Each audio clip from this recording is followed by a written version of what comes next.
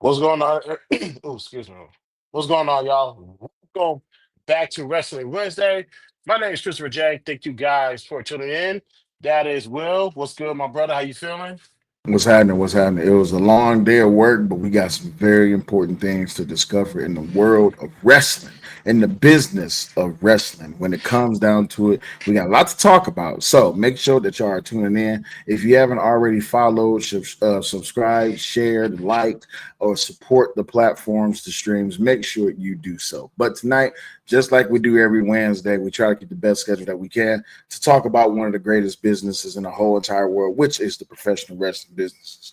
Make sure that y'all tune in every Wednesday. But today, we here and y'all here, so let's get it popping. Yes, sir. What we're going to do is, obviously, we are here. We are going to pay tribute to the legend that is Sabu. Yes, ladies and gentlemen, we did the wrestling world lost a real one this weekend. Well, uh, yeah, over the weekend. We are going to pay our respects. The links are dropped everywhere from YouTube, Facebook, X, and also, ladies and gentlemen, Twitch. Welcome to people of Twitch. Welcome to Wrestling Wednesday. I already spoke to you guys earlier for the BTSI show, but you are in a safe space here with us. We are going to pay tributes to Sabu, but that's going to be later on in the show. But as of right now, Malcolm, good evening, my brother. How you feeling? Welcome back to Wrestling Wednesday. Let's go ahead and talk about this past weekend. Backlash, St. Louis. Um, yeah, that was. How can I say? Well, if I had to grade Backlash, I'll give it a nice. Uh, I'll give it a B. I'll give it a B, probably a B plus. That's why I'll give back. I will give Backlash. The Fatal Four Way was good. No further updates on how Drew McIntyre is doing because that did look like a bad spot. When he grabbed his head, it did look legitimate. So no updates in regards to that. But the highlight of the Fatal Four Way, ladies, gentlemen, I know I'm gonna fuck up his name. I want to say Jacob Cobb, but that's not his name. Cobb is now made his debut in WWE. Yes, if you guys have not heard, Cobb has officially made his way into WWE and put his gave LA Knight that work. So, and because of that, that led to Jeff Cobb. I'm sorry, his name is Jeff Cobb, and that led to Jacob retaining his United States Championship, albeit unbeknownst to Jacob, as we all saw. Because Jacob said he don't need no help. He can do this on his own. But you brought Cobb in. So, and also, sidebar, Jeff Cobb is not Samoan. That's number one.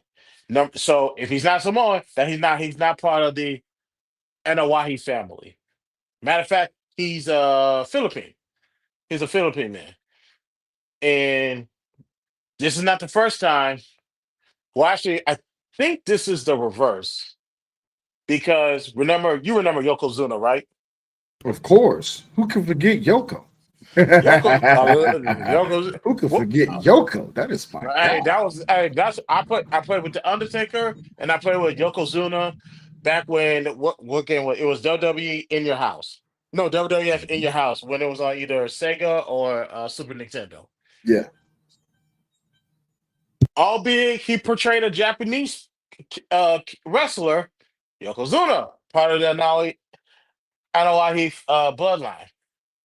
And I say, here's the reverse. You got somebody that looks Samoan, but he's actually Philippines. It's funny how that works.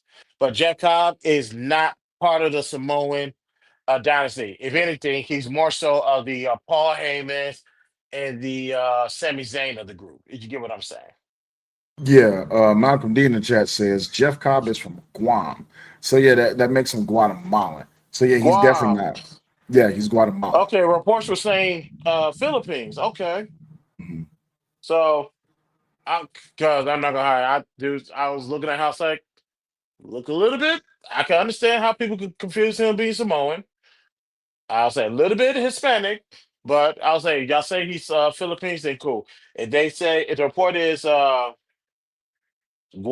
he's from Guatemala, then I'll take that. I'll take your words. The Yeah. chat hasn't let us down yet, so we're gonna take them at their words. Yeah, But well, what did I'm glad that that Cobb is getting his shine in the WWE. But you know what though, Chris? I've been noticing that the WWE has been getting quite an influx of people from other organizations. you? So this brings forth a question. Is Yep. this a new push, like a new age that they're trying to bring in new faces, to bring in new talent, to boost the acumen of the company, or is this a message to all of the current stars that's there? Like, hey, either you can up your game or you can be replaced. Because I don't know if you've seen it recently. One of the wrestlers, I can't remember her name, female. She was just recently released, and she started up a YouTube page, and she talked about her release from the WWE. So do you think them bringing Um, in Cobb kind of fortifies this narrative a little bit? Sonya Deville, was it Sonya Yes. Deville? Yes. Yeah, her and her wife got a YouTube page, and I actually wanted to react to that with you, but I also heard what you and Raw was talking about beforehand, so we're gonna have to really tread carefully about Yeah, reviewing yeah, yeah, yeah, other yeah, people's yeah, stuff. yeah, yeah, yeah, yeah. Gotta be careful. So, um, to answer your question, it could be a mixture of both. Because who said it? Somebody that transitioned from NXT to here that confirmed it, where they say you better not get lost in the sauce. You better step your game up, or you will be sent packing. And a lot of people who come from NXT kind of get lost into finding their way in this spotlight. So getting getting Jeff to come in, that is a sign because I'm looking like you guys are getting these talents to come in out and you're shipping all these other talents out. I get it. Some of the talents that they got rid of, it's like, okay, you guys are not really doing anything on TV. So might as well go ahead and keep it pushing.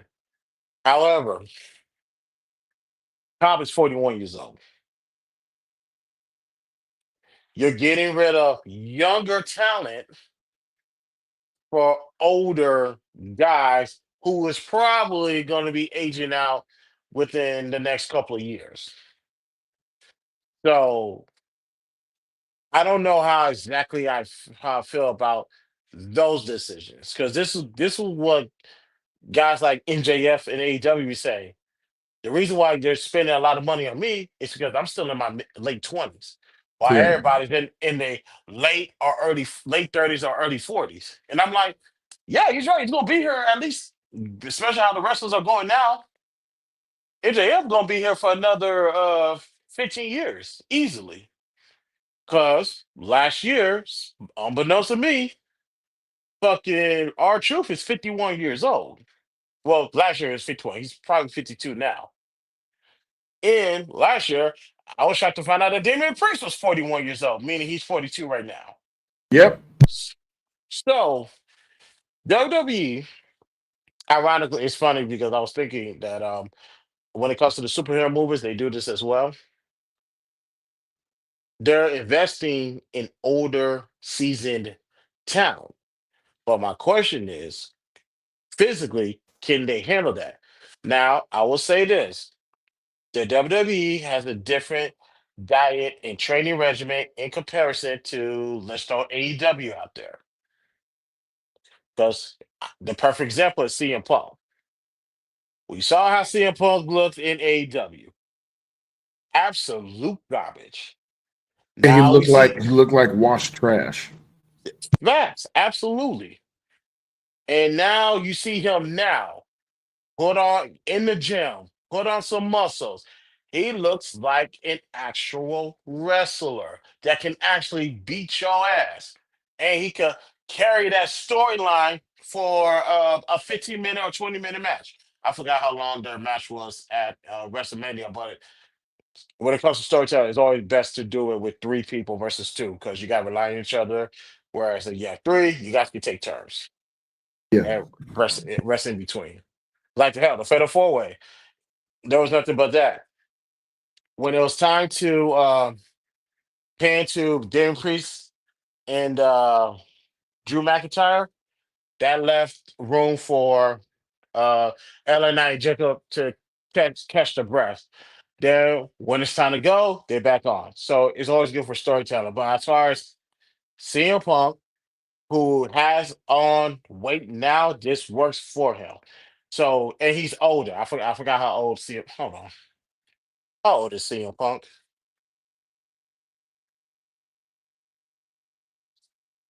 Oh, he's 46 years old. So still looks good for his age. I'll give him that, especially during that Hell in a Cell match with Drew McIntyre. Exceptionally, he looks exceptionally well. Now, but see, that was to answer your question. Yes, it's a send a warning to the newer talents to step it up. However, can you do that with other newer and younger talent? But then again, you're going to send them to NXT before you even send them to the main roster anyway. correct. Like Ricky Starks. Um, I like Ricky Starks in NXT because I saw him a bit in AEW. What he's doing in NXT is exceptionally well. He's great. He's great on the mic. He will embarrass you. And then again, I found out he's from New Orleans. So if you don't know, you're not going to win a verbal battle with people from New Orleans. Just good luck. No, you're Uh, not. They're gonna outtalk you. They're gonna talk the best shit in the world. yeah, The mic skills yeah. is A1. Yeah, it's like go ahead and get your dictionary if you want to go to war with somebody from New Orleans because it'll be a long day. But the next match, um, what was the next match? Lyra Valkyria versus Becky Lynch. And Uh, Lyra won. Lyra run. I think she messed up her nose. We'll find that out on Friday and they added to a storyline. But yeah, she won that match. I was mad as hell when I found out that she had a fiance. It's all good. I can let it go. Why were you upset? Don't worry about it. So, but Personal that was reasons. Personal but that was reasons. a good personal reasons. But that was a good match. Lyra Valkyria kept up with Becky Lynch, pulled some things out of the hat, and gave it to her. Shockingly enough, that was the second longest match of the night, 18 minutes and 45 seconds. Yes, that's one thing I have to say in a compliment about this whole entire pay per view. Hmm. The matches seemed longer. And Hmm. that match being 18 minutes long, I was expecting maybe 5, 10 minutes, but that extra 8 minutes really gave a little bit more. And I hope that they don't just do this for just pay per views because we talked about this about how they do on Monday Night Raw, where you got the little 5 to 10 minute matches. Yeah. They need to make these matches either more exciting or make them longer. But this one, the Lyra and Becky, they did their thing in that 18 minutes. Yes, they did. I was like, when I was looking at it, I was like, hold on, this seemed a little bit better than the previous match. Okay, shout out to the ladies. I was all for it. And what was next? The next match was Dominic Mysterio versus Penta. I like that. Ah, I like Dominic. I like Dominic Mysterio as what he's doing right now is well deserved. I get how you felt. Now with this hesitation, when you had Judgment Day intervene, you had Finn hesitating to hit him with the chair. I'm like, you and I already called it. We see something happening at MetLife this year. It's gonna happen. It's gonna happen. It's gonna be versus Dom versus Finn. I'm just trying to figure out when is it gonna happen? How many weeks before SummerSlam? I have to look that up and see exactly how many weeks before SummerSlam. But let me just say this, and I hope this is not what the WWE is doing. As much love as Triple H has shown Penta on his entry into the WWE, please stop using this man as a worker. Please stop using him as a jobber. I really wanted Penta to win this match. Don't Hmm. get me wrong. I have nothing against Dominic Mysterio, but I don't want the hot streak that I don't want the heat that Penta came in on to just be burnt out and he just be just another masked luchador wrestler. Like can let's not start this trend to where we bringing them in just to make the already there roster look good. Let them get they shine. That's why I was happy about Lyra. But Hmm. this thing with Penta, like man, it's everything about the guy. His intro, his music, his walk, his moves, his attire. Don't let this great character, don't let this great talent die out just because you want to keep the already talent that's there relevant. Let them get Right. the shine too. But I mean, it is what it is. But I do believe the reason why they're doing this to Penta is to build up, number one, get AAA ready for what's the name of that damn pay-per-view? World Clash or Worlds Collide, I forgot. You get it ready. That is number one. Number two, there is a storyline for Penta versus El Grande Americano. Yes. I I will give WWE credit.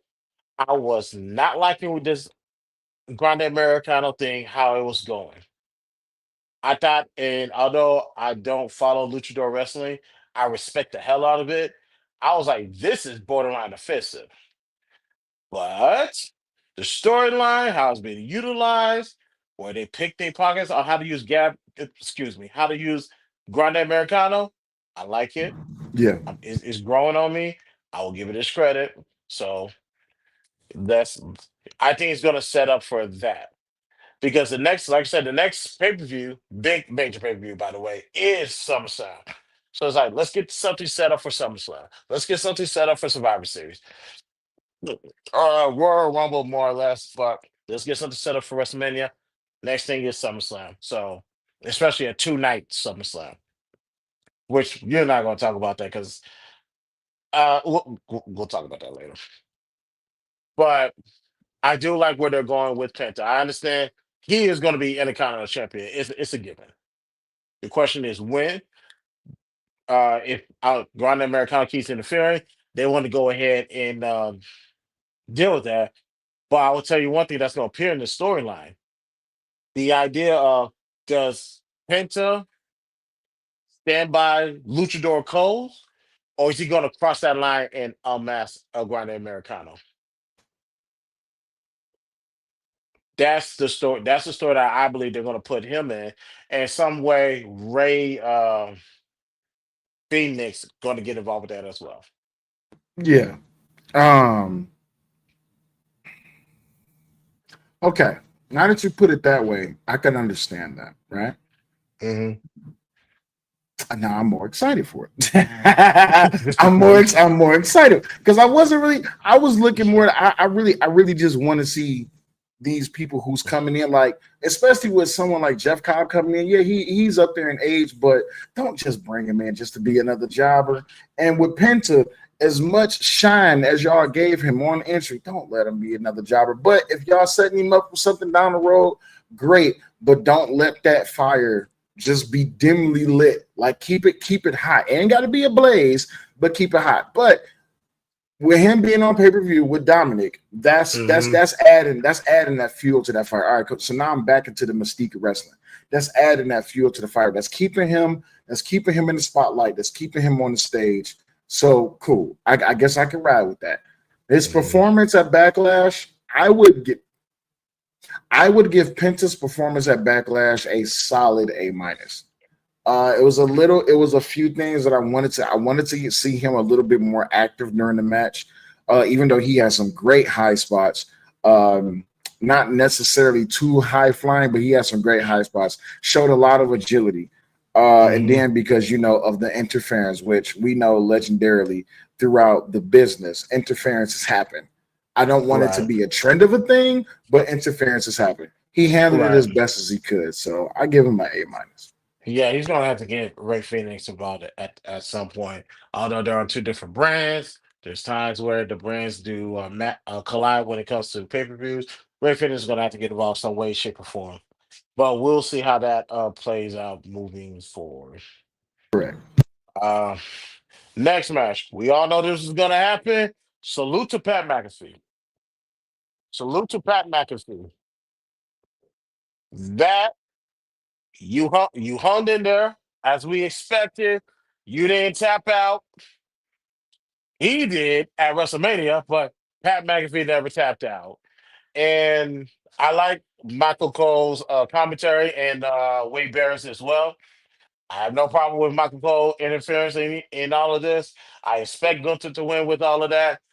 The question is, will McAfee survive? Will he uh, make it to the end? And like I said, we knew he was going to lose. We knew that. The question is, how bad was he going to lose? He didn't lose that bad. He held his own and he took his chops like a man. Pat McAfee is, if there was one person I'm always going to root for, it's always the Pat McAfees of the world. From Yeah. football, ESPN, podcast, wrestling. If there was a man of the year, I would vote Pat McAfee in. He's living the dream that I would say 99.9% of people want to live. Cross territories as far as from NFL to podcasting to working for the mouse and now working for WWE. Pat McAfee's man of the year. Shout out to Pat McAfee. He gets nothing but respect from me. Not only did he take chops, he gave chops too. That's a He gave fact. some pretty solid chops. And if you know anything about a Gunther chop, just know it's Yeah. loud. It is loud. Now, I haven't been in an arena to hear a Gunther slap in person, but I can tell you right now, watching at home behind the TV, that thing got some volume to it. Chris, you been in the arena when a Gunther slap happened? Not Gunther slap. I was there for Gareth So, the Fiend Bray Wyatt versus Daniel Bryan, and when it was in that strap match, where I was, ladies and gentlemen, I was not at Toyota Center where the Rockets play. I was at, not they call it Daycare Park. I'm never addressing that by no fucking Daycare Park. Minute Maid Park, where the Astros play, a baseball field. I was sitting in behind the dugout, the entrance on the second level. I'm hearing Daniel Bryan slap Bray Wyatt with those, and Bray Wyatt, Daniel Bryan's not a weak person.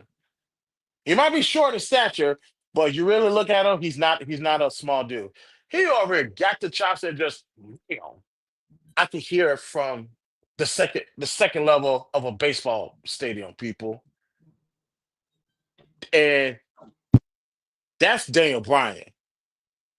You think I'm gonna hear? What do you think we're gonna hear when we hear a chop from Gunther in person? That shit is going to ring. I'm gonna be in the concession stands. I'm like, what y'all getting their ass whooped? You're gonna Oh, be able to hear that shit. You're gonna be able to hear that shit in the parking lot. yeah. I'm thinking a child acting up, somebody getting their ass whooped. No, that's just Gunther. I was like, oh, better done than me. That's Hey, how I see it. listen, as Gotta long as do it it. ain't me that's getting chopped, we good. Cause hey, Yeah, if you chop me, I'm gonna have to pull the chopper out. Hey, yo, bro, it's a listen, fact. chop me again, bro. It's gonna be a problem. it's how they say it's gonna be church bells and it's gonna be coffin trails, bro. Keep playing. To I'm hell with not. this contract, bro. I need my vessels. I need my blood vessels. Them Yeah, chops leaving marks, bro. yeah, we're not. I'm not taking no chops from Gunther. You can kiss, they can kiss my ass for that one. But salute to that, and of course the main event was 27 minutes and 50 seconds long, ladies and gentlemen. Um, that's pretty much that was the Intercontinental Championship and the Gunther match combined. But as far as the storytelling, as far as the last time, quite frankly, I don't think it's going to be the last time Randy Orton and John Cena cross paths. That's just my belief. They're going to cross paths some way, shape, or form later on before moves on down the road. But as far as the match goes, it was a solid nostalgia storytelling match with all the things that's supposed to happen did happen. So I'm not gonna hold you. I never have I ever been so fucking pissed off at our troops. I was like, if Randy Orton utter get your black ass out the ring, I was not gonna say that goddamn thing because I'm a drink. Get your ass out this ring. I wish I said, and Archer been right there, I'd have been like this. Okay, bet. I ain't never been no kicker before, but we're gonna do this. One, two, take two steps to the left. Our truth, you got one more time. I'm gonna tell you this one more time. Get your ass out this ring. Soon as he stood there, out of straight. Hit our truth right in the nuts. Super kick Throw him straight out to the the ring. chin. Straight to the Yeah, chin. get your goofy ass out the ring. And we'll get to the press conference later. But My bad. I was I on mute. Yeah, we gotta get to the press conference later because that press conference had a little bit of salt on it too. yeah. And for the match to end the way it ended, it was supposed to end like that. I will say this: how the pay per view went off air. I was thinking somebody about to run down to this ring and give him a surprise, but it just ended with him saying, "I know you can't see me, but can you hear me? Turn on cut the damn music off." I was like, "Somebody about to come out of the back."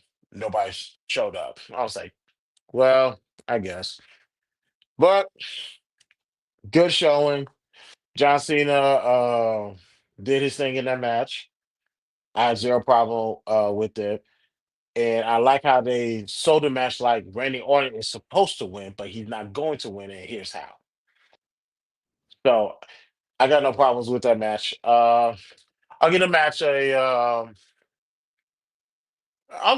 give the match a minus because I was really on the edge of my seat because they actually had me believe. I was like, oh shit, they're about to pull the trigger. I was like, Randy Orton about to win in his own city. Oh yeah, this they actually had me believing. And once you do that, you're going to get a high grade with me. So I'll give that particular match a minus. Now, I'm with you on the A minus, but I have my different reasons. The reasons Okay. is this is the at the moment.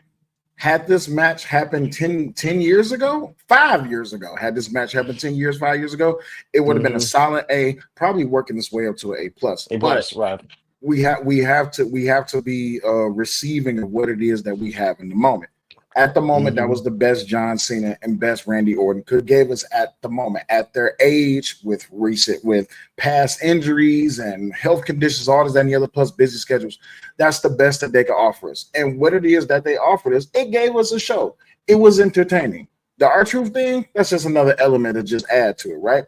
But as far as the whole entire match goes, the storytelling that go along with the match, that was the best. These are 40-year-old men.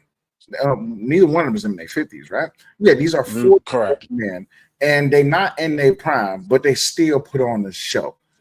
And even in the midst of doing that and putting on that show, it was already. I think that's what we predicted that John was going to win, right? Yeah. Yeah. So we already had now still no new music, but I'm gonna just leave that alone. We just gonna go Mm, with the time is now, and we still no new music. And as soon as I seen that John Cena came out with no new music, I was like, I hope Randy whoop his ass. I mm. hope he just RKO him every chance he Yeah, can. I'm mad too. Like I get what WWE doing with the merch as well. It only makes sense. If this is his final year. Um, ticket sales has not ticket sales. The merch sale for John Cena is rising. So I totally understand that. Like for example, if Monday Night Raw is going to be in Houston on July 11th. I haven't made no decision if I'm going or not. But if there was a uh my final time is now T-shirt. Oh yeah, I'm definitely get a Houston, especially a Houston one, which is probably gonna go towards the Rockets. Oh yeah, I'm definitely gonna get me one. Get me ones from me and my son. But I get the merch part. But the music, I agree. I want trumpet. I want the trumpets, the horns. I want all of this stuff. Like there's a on YouTube, you can look up someone is playing My Time Is Now, just the trumpets. Our own soloist. That shit sounds beautiful because I like my horns as well. Because I already tell you I'm a sucker for strings, but something about the horns as well. If you do it right, it's gonna work. So yeah, me and Sal, we on the same boat. We need that new John Cena theme song. But I'm about to be mad as hell if we don't get it. You could have kept that shit in front off the end of it. You didn't have to tell me you had a whole new track lined up because I'd have been ready. I'd be like, all right, it's same old song, but it is what it is. But Yeah, backlash. Well, go go ahead. ahead, man. Come on, go ahead, go ahead. No, no, I was about to go to the press conference. Oh yeah. So as far as the finish, let me ask you, how do you feel about the finish of the match before we get to the press conference? The finishing of the match, it was. I would say it will be typical John Cena, Randy Orton, how the match is supposed to finish. However, it's actually the reverse because that used to finish in Randy Orton's favor all for the past 20 plus years. Now it's finishing in John's favor, getting the title and clocking him with it. Um, it's kind of like this is John Cena's signature move, getting the title and going upside your head. Like when you playing 2K.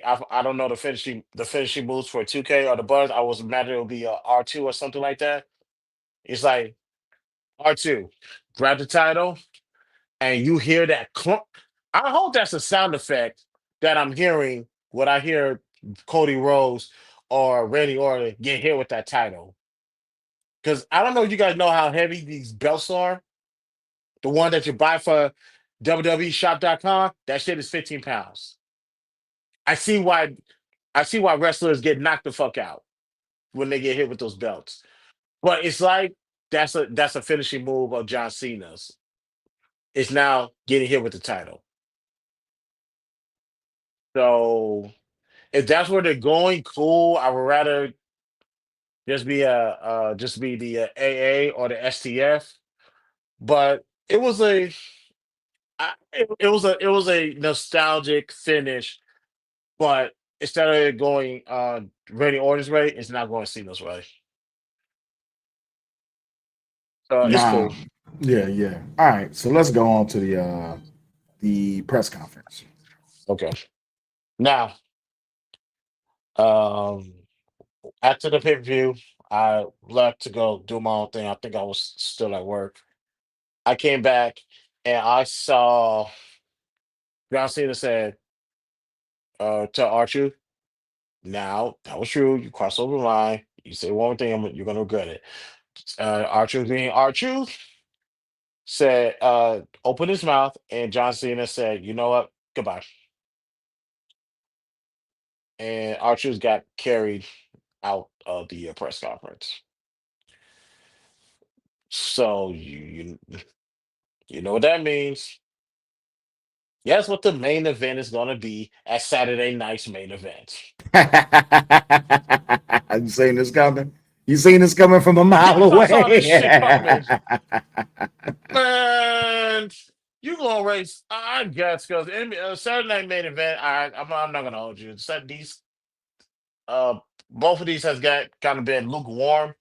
However, I so I guess you don't want to.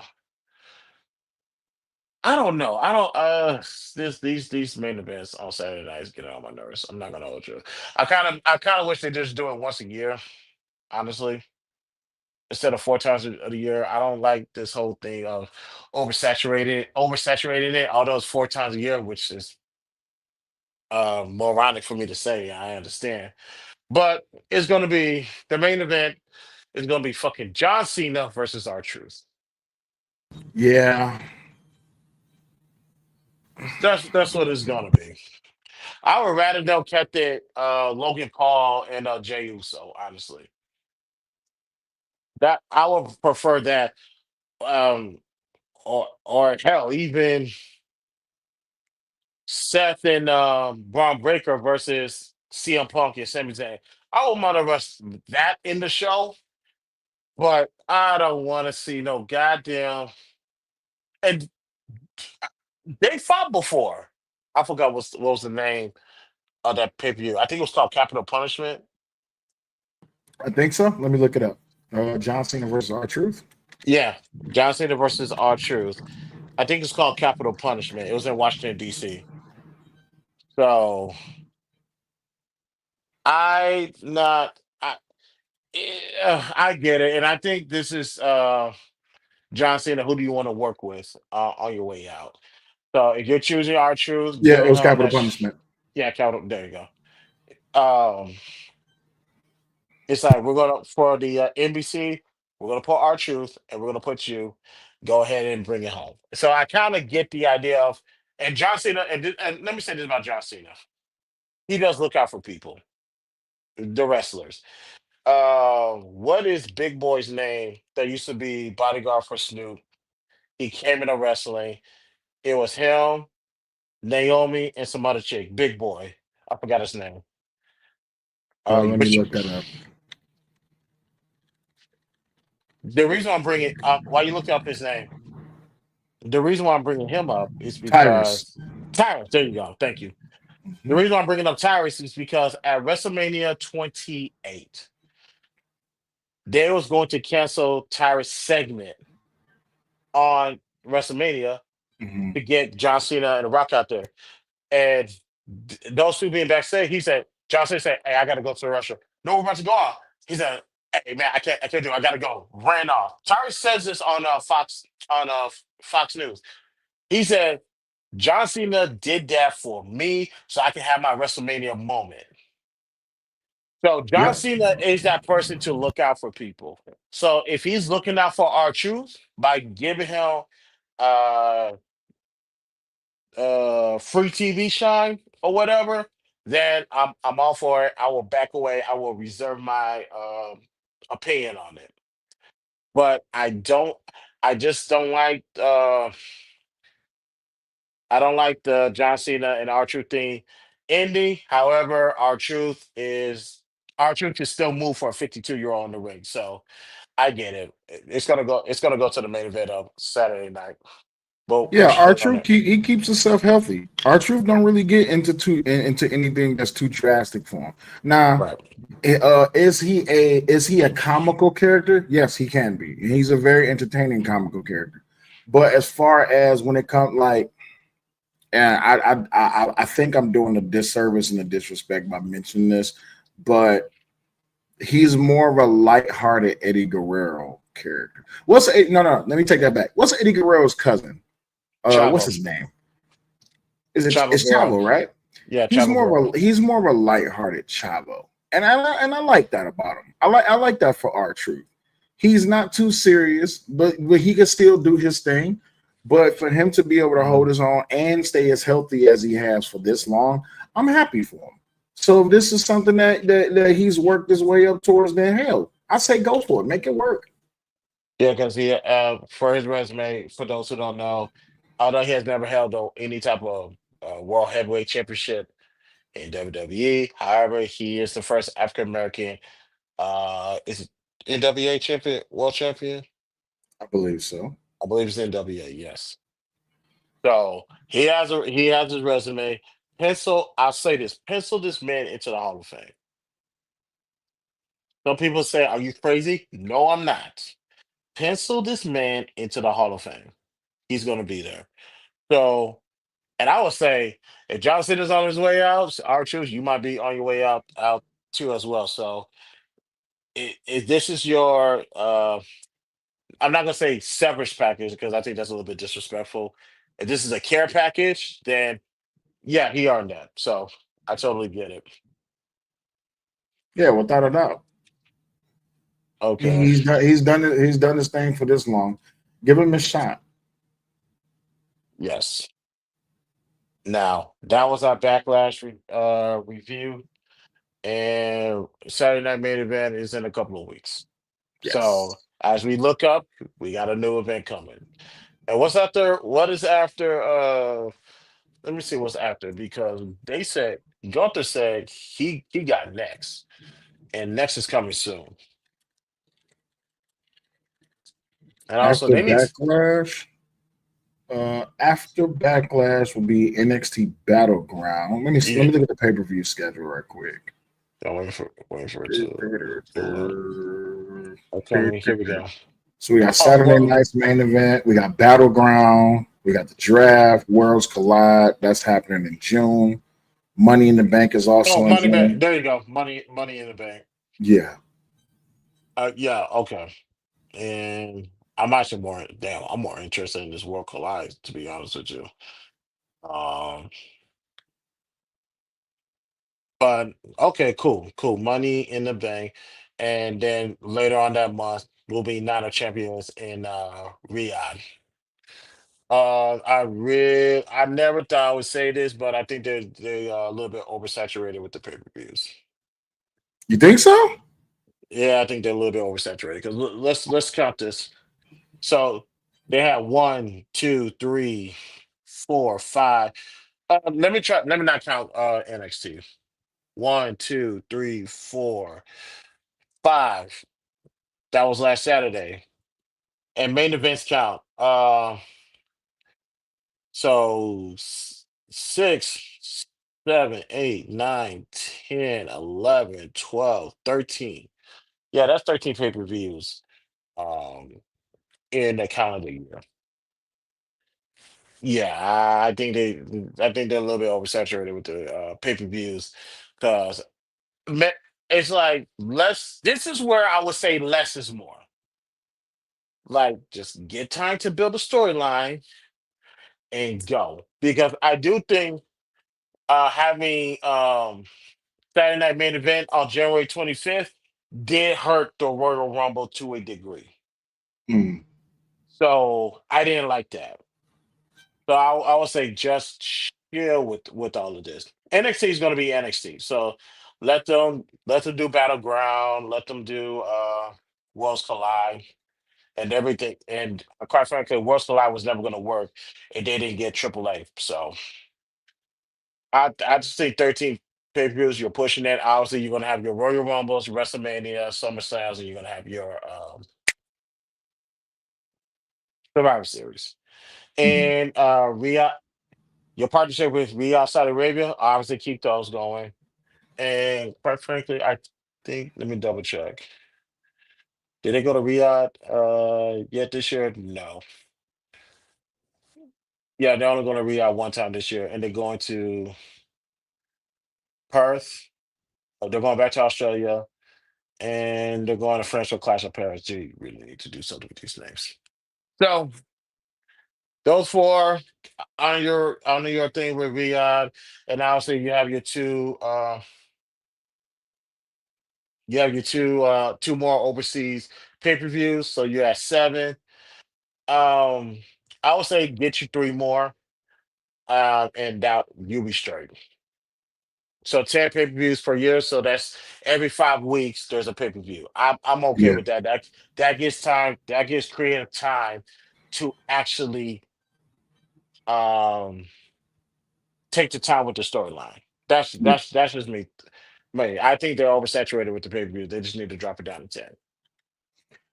But I mean, but with this influx of all of these people that they're bringing in, and I'm now that I'm thinking about it, I mean, with all of these pay per views, they need people. You don't want to keep rehashing the same people over and over and over and over and over and over. So with this influx of new people that's coming in, them having a pay per view every 5 weeks is putting people more on the map. I mean, let's just be honest.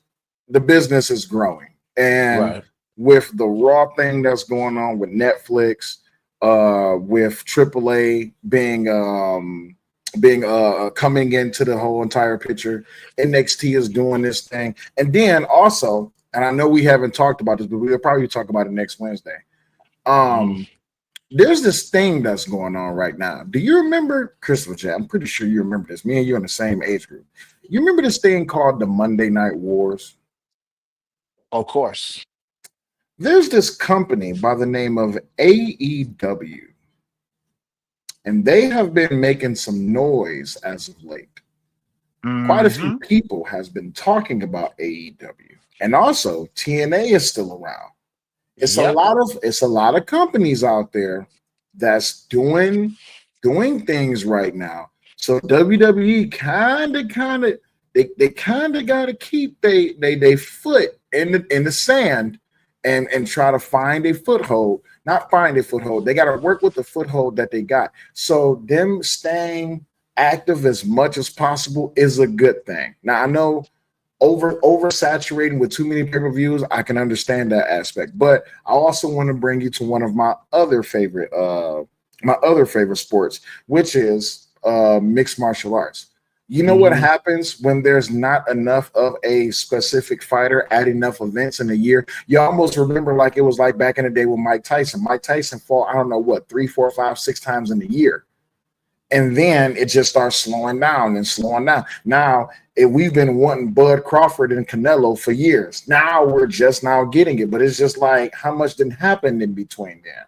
You Hmm. see what I'm saying? So I don't. I'm glad that the WWE is keeping the foothold in the game and staying as relevant as possible with the pay-per-views. Because if you slip up, now this is what happened with WWE. Well, yeah, I'll call it WWE. This is what happened with WWE before when they let WCW get a little foothold, and WCW end up taking over Monday. So Yep. I don't think they're being too oversaturated. I think what they're doing is they're trying to keep the foot on the gas and keep the train moving, keep the business moving. Okay. I can see Because that. you know what happens, and you know as content creators, you know what happens when you give up just a little bit of momentum. You know what happens, Hmm. right? Oh yeah. Oh So yeah. It's like it's you start from the beginning, back to the drawing yeah, table. No, yeah. trust me. Oh, trust me. I get it. I get it. Michael D said we do need to check out Evolve. He's not wrong. He's Mhm. definitely not wrong. We definitely do need to check them out. Like, how are we going to properly check them out and not get this channel taken down is a good question. But we'll find we'll definitely find a way to do it. We're gonna find a way to do it. Just need a time to figure something out. Hell, I might actually start. I might just actually reach out to WWE at this point. Yeah, send them an email and say, "Hey, look, Yeah. listen, please, by all means, we trying to bring more eyeballs and attention to this thing. Don't strike us, please. It would be greatly appreciated if you just work with us. All right, just work with us." We'll see. We'll see. But that was a backlash review. This is Wrestling Wednesday. I'm Christopher J. That's Willie Will. Thank you guys for still rocking with us. Now let's go ahead and get to it. Over the weekend, we got the news that we lost a good one. Sabu, 61. I know the report says 60. He was actually 61 years old, ladies and gentlemen. Uh, has passed away. God rest his soul. Shout out to CM Punk for paying homage to Sabu by doing his gesture on his way to the ring. I did peep that.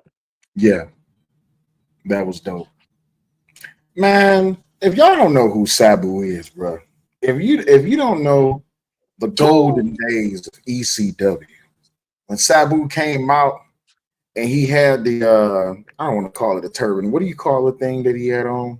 I don't want to call it Uh, whatever that headdress was that he had I'm not, on. yeah, I don't want to assume because Yeah, I don't know. whatever that headdress that he had on. When Sabu came out to the ring, man, you knew you had a match. If you don't know who Sandman and if you don't know who these Taz, if you, come on, bro. the golden age of ECW. And then let's not forget what was the name of the pay per view that they had when I don't think it was called Worlds Collide when WWE and WC and Stand and ECW. Jesus. Was it Stand and Deliver I can't. I back don't. I then? can't. I think it One night was only? one night only. There it is. One night only. That's when Rey Mysterio wrestled Sabu, if I'm not mistaken. Hmm. Man, Sabu was a beast, and to know that he was, and he, he stayed in the game a little too long. Let's just be honest. He stayed in the game a little bit too Oh, we're about to get into that. long. We're about to get But into that one. yeah, he stayed in the game a little too long. Let's just be honest. But the thing is, Hmm. man, Sabu was a beast, man. When you seen him grab that chair, you knew it was on and popping, and he wasn't afraid to take no bumps. And he was a professional, never hurt anyone intentionally. Everyone said good things about Sabu. But I don't know if you had a chance to listen to the documentary that came out about the dark side of the ring about Sabu. You need to go check that out if you haven't. But man, I have nothing but a whole bunch of good things to say about Sabu. Sabu was a great. He was a great person. He was a great in ring guy. He was a professional, and man, he put on for the crowd, bro. He really did put on for the crowd. That's just my thing about Sabu. I love the guy. Yeah, man. With and if you guys need a match, a tasteful match to watch a Sabu, um, you're not gonna find that. You're not really gonna find anything tasteful back in the golden era that was the ECW. I'm just letting you know that right now. Yeah, However, John Cena versus Sabu at Unforgiven. That's probably as close as ignore the storyline. Ignore the storyline. yeah, That's probably going to be as close to an idea of how hard Sabu went. yeah, He went hard. He went hard in the paint. Even when they had the ECW that came on Sci-Fi. Although I was a fan of that because it was very very fucking watered down. But Sabu still kept it authentic, doing death defying, and I do mean death defying. I'm not bullshitting. Death defying stunts just to entertain the crowd. yeah. Like when people say prove to me that wrestling is real, I don't know too many people that's gonna come to my mind before Sabu. I really don't. Mm, And you want to talk about the cuts, the bruises, the barbed wires that he has endured. Now the question is, does this man know what pain is? I will say no, but this man is Teflon. This is literally a walking bulletproof man who can do anything, endure any pain, and still get up and beat your ass. period. This is, I understand Tommy Dreamer is, when you think of ECW, you gotta think of Tommy Dreamer. I understand that. I think of Sabu and that's it. I respect the Dudley boys. I respect Sandman. Obviously I respect Tommy. I'm sorry. And oh, New Jack City. I'm sorry. I almost forgot. God rest his soul. Sabu's the only one that comes to my mind. I'm really not gonna hold y'all. What's ECW without Sabu? Oh, Well, and that's just me. That's just me. I cannot. gotcha. I respect those who were there before. I cannot because there's something about Sabu that stole the show. Is like all eyes on him. Because like I said, you have this person with this particular head garment coming to the ring. Now, some people have their own beliefs on what that means. It could be for during that time, it could be peaceful. There's like, what's this man gonna do? Well, what's he gonna do? He's going to jump from rope to rope with the chair in his hand, and he's going to make sure he gets high enough in the air, and that chair is going to land on your head. He's going to make sure you go to the back with CTE protocol. That's the type of man he is. So that's a fearless man. We talk about Penta, Seto, Miedo. That was Sabu before that. Before Penta, you had Sabu. That's what I believe. And there's obviously no disrespect to Penta because I love Penta, by the way. Well, can I evolve your statement a little bit? Because you said there is no ECW without Sabu. Correct. The truth of the matter is there is no ECW without Paul Heyman. Let's Okay, be fair honest. enough. Yeah, no, no, no. That's what I'm saying. We respect Paul Heyman. We respect Paul Heyman. I say he's the Yeah, GOAT. We went over it. Yes. yeah, But one thing I know as an organization, you need people, you need players to believe into the product and go out there and sell the product on your behalf because you're going to do so much because you're limited. So we agree Paul Heyman is already solidified. Throw in Sabu in there as well. yes. That's what I'm saying. Sabu, Terry Funk, Rob Van Dam, of course, Tommy Dreamer, Oh, Rob Van Dam. Taz, I forgot already. Raven, Dang. Shane Douglas, not Shane McMahon, Oh, yes. Mick Foley at one point in time, New Jack, and we don't even need to say anything else about New Jack. Who else? Tuco Scorpio. Uh, what is? Oh, the Dudley Boys. Dudley Boy's Rhino, there. Tajiri. Who else? Who else had a thing going in? What was his Okay, name? You already said Sarah, man. So who else? I can't think. But Yeah, my I favorite, think allegedly Stone Cold was in ECW. Allegedly. eh, I don't know about that one. I heard about it, but I don't know about it. I had to go back and I have to really look and see. But man, listen, the Hardy Boys, they had a little thing going in ECW. The thing was, with the Sandman, you knew you had the kendo stick coming. With Taz, you knew somebody was about to get their ass beat. With Sabu, you knew you was about to get entertained. With New Jack, you knew some shit, some ghetto things was about to happen. But Sabu just had that. He just had that special. He had that special seasoning, man, that a lot of people just did not have, and that's what made him so great, dog. That's what made him so great and so memorable. And it's unfortunate that he passed, but I mean, hell, he lived the life that he wanted to live. He did everything that he wanted to do. Just like Malcolm D says, he was still wrestling in death matches until he passed. The man was he put on a show for the people. He believed in wrestling. He believed in the spirit of wrestling. And that's what he did. So that's my shout out to Sabu, man. I hate that he's gone, and I don't like when the greats pass. But you know what? Every dog gets his day, and man, I hate to see him gone. But I'm glad that he was able to do what he loved to do all the way until his extent, until he couldn't do it no more. Hmm. I expect uh I expect him to be inducted. I expect him to be inducted into the Hall of Fame. There's no way in hell he cannot. Yeah, Hold on, but let me read this. Hold on. Okay, this is a combination of Newsweek and Body Slam. Saba's Hall of Fame status is a complex issue. While many fans and wrestlers consider him a Hall of Fame worthy individual, Sabu himself has expressed reservation about the WWE Hall of Fame, stating he didn't believe he had a Hall of Fame career within the WWE.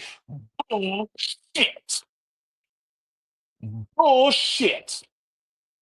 Now I understand why he would say that because he probably believes that to get inducted into the Hall of Fame, you must be working with WWE. That is not true. Obviously, that has been proven not to be true. So I get his comments, but bullshits. He will be inducted to the Hall of Fame next year. I'm damn near willing to put money on it. He's going to get inducted into the Hall of Fame. Now I had to read this article. Our GCW denies responsibility for death of Sabu after alarming details in the Yahoo story. So I, re- I read the first part. An independent pro wrestling promotion and one of its biggest stars are denying responsibility for alleges death after alarming details were published in the featurette focused on his final match. The entire saga stems from the tragic passing of Sabu, real name Terrence Burke, who developed a cult following via his work in ECW in the 90s. WWE, where Sabu briefly worked during the mid 2000s, confirmed his death at the age of 61 on Sunday, just 3 weeks after he wrestled his retirement match for the independent promotion Game Changer Wrestling over WrestleMania weekend. So his last match was WrestleMania weekend. That was his last match, and like Malcolm said, he's still doing death matches. Uh, I, we need they need to at some point put an age limit on death matches. At some point, you need an age limit. You remember playing Sabu on SmackDown versus Raw 2008? Did I play SmackDown versus Raw 2008? No, I did not play. I did not play. I did not play it there. I only played the first one, the second one, the third one. That's the only one I played with SmackDown. But I would shit. I tell you right now, if I had SmackDown Raw 2008, oh yeah, trust me, the ECW plays were going to get played, and that was a form of a cheat code. But your final match, see, this makes you appreciate John Cena even more. So he said, "No, I'm not coming back in my 50s or my 60s or Ric Flair's case 70s, and I'm not going to do my retirement match. No, I still mobile for my age. I am still in good shape. John Cena proved it. I am going to get this done right here, right now. There's no somebody's gonna have to tell me, unless the money was kind of funny, why was he wrestling at 61 years old, Must have especially in been a good death money. match? Must have been good money. Just This saying. I get it, I understand, but just like there's a cutoff to the police and the military, there needs to be cut off to pro wrestling. There needs to be an age cutoff. But then again, you have our truth who's 51, still looking great. You got these newer guys coming in who are in their 40s and still killing it. So that's going to be relatively difficult. But let's continue with this article. One day after Samuel's death, Philip Schneider published a lengthy featurette regarding his final match for Uncrown, the MMA vertical created via the partnership between Ariel Helwani and Yahoo Sports. And while the article was seemingly intended to pay tribute to the hardcore icon, many readers were quick to point out some curious details, including the measures that GCW took to make that match happen. Now, keep in mind, obviously, contracts are signed, so technically the promotion is going to be protected, but that depends what is in the paperwork. So, all these people are tripping, and we got somebody from Twitch. Ah, don't pay Um, attention to that. Don't worry about that. That's just bullshit. okay, that's That's what I thought. just that tip that okay, so let me teach you something about Twitch. That typically happens on Twitch. You got random bots or people that will come in and try to sell you stuff on Twitch. Just ignore it. Just ignore it. Oh man, I'm not buying. I'm not. As you grow on Twitch, yeah, you can filter that out. Yeah, ladies and gentlemen, we are broadcasting live on Twitch. I finally caved in and got Twitch. Um, so yeah, we're gonna be on Twitch every Wednesday for Wrestling Wednesday. We're gonna be on Twitch for Get It Off Your Chest, my the BTSI show, and new stuff uh coming down the pipeline. So just letting you know that right now. I should have scrolled up and read it. Remove this phrase. Man, oh, so they were trying to give me, man, get the fuck out of here. We don't buy views. Don't buy views, nigga. Hold on. I got now. I gotta put now. I gotta show it real quick, ladies and gentlemen. If you go to my regular page, I have over 400,000 viewership, and be advised, I am a part timer when it comes to the streaming. And before streaming, I had to literally record, edit, post, premiere. And I had done that for about maybe 7 years. So who knows in totality how many views I have gained in those years? But I can tell you one thing: if you want to look at people in the Fight Club sector, how many people can say they have recorded a video, edited, uploaded, and can say they got 64,000 views without paying for viewership? I can say that. Can anybody else say that? Probably not. So we don't buy viewerships here. We don't need to. Don't. Yeah, you ain't gotta sell that to me. I'm good. I like slow roasting my food. My roast beef is a slow roast. So trust me, we're gonna take our time and get to the top. We'll be just fine. So you ain't gotta ever worry about me paying for no damn views. Sorry, I had to get that off my chest real quick. My bad. No problem. No problem. But going to the article, in one particular passage, Sabu's opponent, Joey Janelle, recalled the legend being supplied with Prado. Wait a minute. I know that's not what I think it is. Prado, which he referred to as a legal opiate or something. Holy shit. I'll keep reading. Before the match, it's unclear who provided Sabu with the drug. And another, Janelle stated that Sabu was definitely out cold, following a spot in the match, which continued nonetheless. If this is true, boy, they in trouble. Oh, they are in trouble. If the toxicology is done on that, and they find out that that man was drugged. Ooh wee. Let me sit down on this one. Don't let me be Sabu family member. I'm coming for the money. That's gonna be sales wrestling promotion from now. I'm telling you, we'll be making all kinds of matches, midget wrestling matches, everything. I'm telling you, let me find the shit. Okay, play with these people if you want to.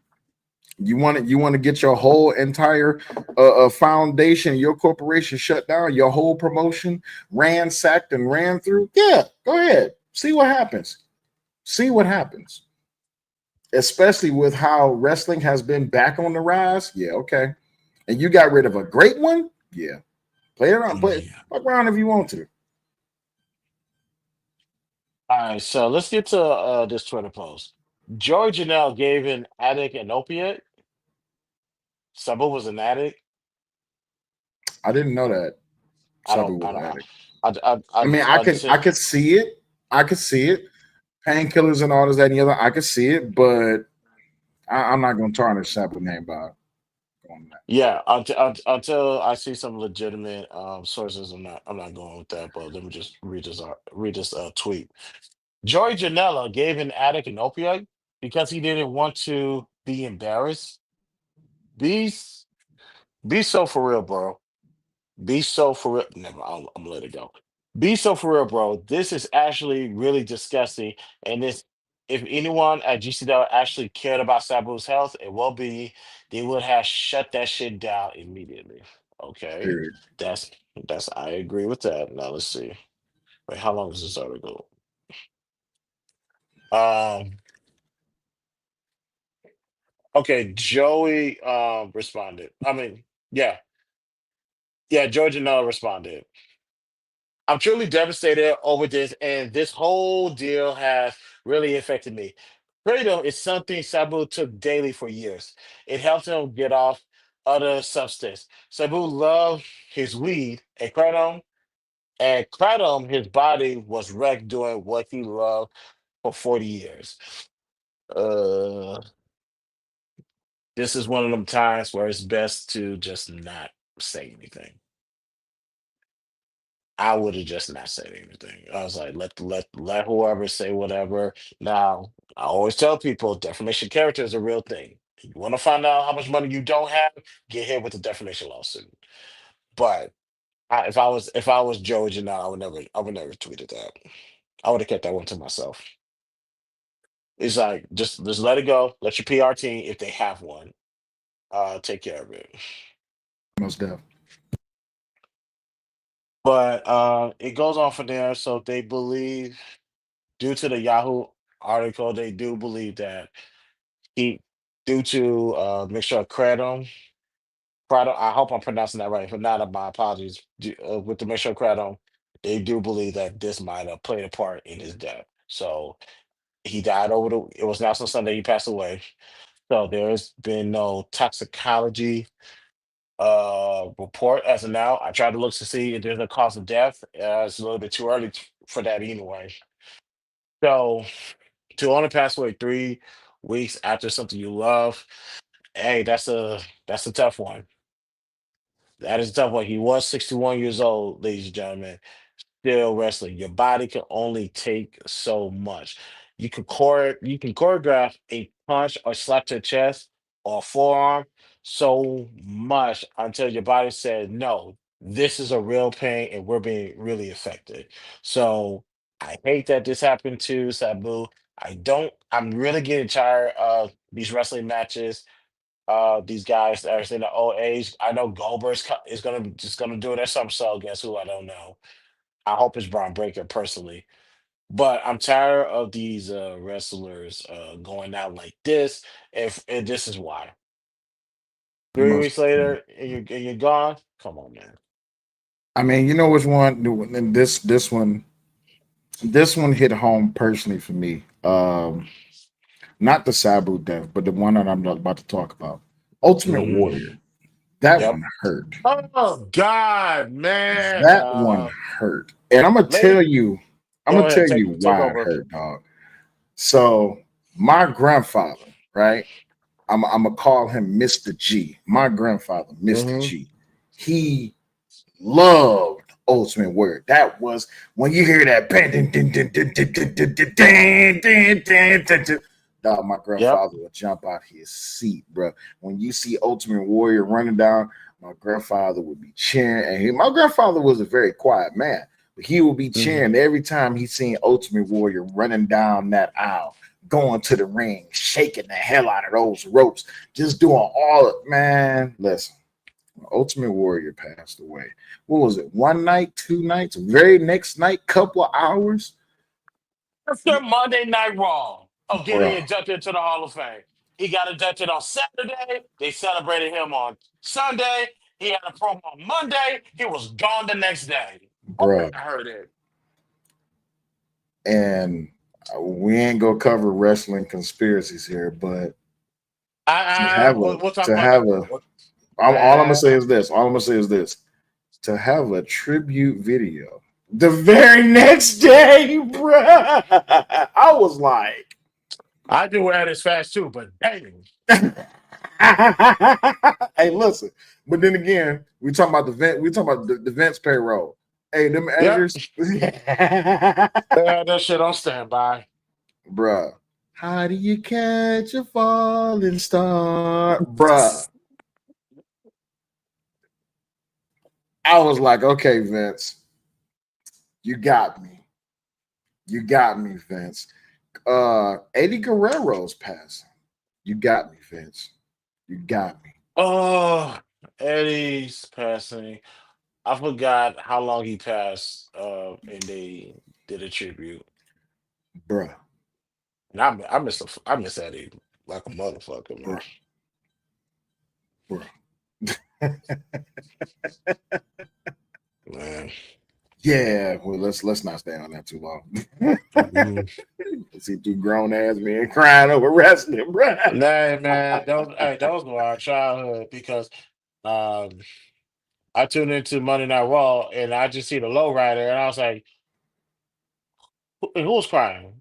And Shelton Benjamin Right. was crying, and I was like, did he pass? I was like, oh damn. Yeah, man. Hold on, let me delete. Oh, that's favorite sir. I'm still trying to figure out how this Twitch thing works. Nah, just give it How do I? time. You'll learn it. Yeah, how do I see the chat so I can go? Oh, I guess he deleted his own shit. Okay, smart man. But oh, well, build as we flies. Shout out to Kev, rest in peace. But yeah, I had my conspiracy. I said that was a little bit too quick regarding Ultimate War. But with the Sabu thing, it is. Yeah, man. That I would. This is why I say dot your I's, cross your T's. GCW, you got a lot of explaining to do. Yes, Get your lawyers. indeed. Get your lawyers ready. That's all I gotta say. Get your lawyers ready, because the toxicology comes back, and he got on for it. Everybody's gonna be looking at you. Now that doesn't mean you provided him with the prescription. However, just be ready to cover your ass. That's all I gotta say. Period. But in cl- in closing, um, when it comes to Sabu, he was the first wrestler where I can say if wrestling is real, prove it. I can show you Sabu, and I can tell you, go do what Sabu do. You're either gonna do it or you're gonna stand right here with me. Period. You got options. Right. So, Sabu, you are a goat. When it comes to hardcore wrestling, I expect that man to be inducted in New Orleans next year. I expect that. Now, because at first I thought he was in the Hall of Fame, but then again, he was there to induct the Iron Sheik into the Hall of Fame. But yeah, he needs to be in the Hall of Fame. I think this goes without question. I think we can all say in favor that Sabu needs to be inducted. Because I can think of some other people that should not be inducted, but that's neither here nor there. We're not gonna talk about that, Ric Flair. But we're not gonna talk about that. We're We're just not. gonna leave. We're We're gonna leave just gonna. some. We're gonna leave some. We're gonna leave that. We're gonna leave that to the people for them to figure out, because you know what? We got the draft coming up. We got quite a few things coming up, and we're just gonna let them play out, Ric Flair. But you know, hey, You don't think? Hold on, you listen. don't think Ric Flair should be in the Hall of Fame? We'll talk about that behind the scenes. Hulk Hogan. Oh, Hulk Hogan. okay. This, end this damn stream. Sorry, we're In the gonna end the stream, stream. bro. In the We stream. we ending the stream. This nigga said Hulk Hogan and Ric Flair. We gotta go. All You think right, Hulk y'all. Hogan? Wait. Stop. Hold on. Hold on. You think Hulk Hogan should be in the Hall of Fame? Oh, prior to Mr. McMahon documentary, yes, yes.